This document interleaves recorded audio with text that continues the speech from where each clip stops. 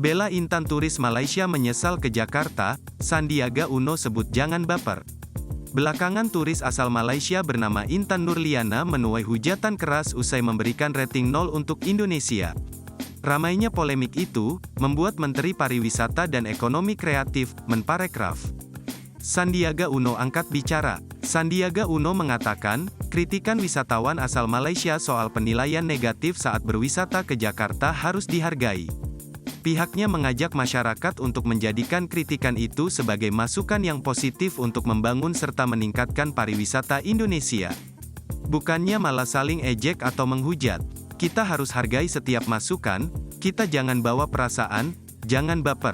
Tapi ini jadi kritik yang membangun, jadi kritik yang konstruktif, kata Sandiaga di Jakarta dikutip dari antara via kompas.com, Rabu, tanggal 13 Maret tahun 2024.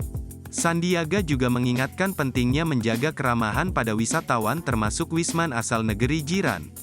Pasalnya, Malaysia hingga kini masih berada pada urutan pertama yang berkunjung ke Indonesia.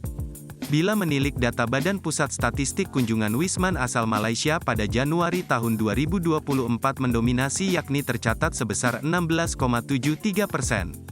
Lebih lanjut, soal kritikan yang dilontarkan Wisman Malaysia itu, Sandiaga juga akan berkoordinasi dengan Dinas Pariwisata Jakarta untuk menyiapkan solusi atas kritikan itu. Download Tribun X sekarang, menghadirkan lokal menjadi Indonesia.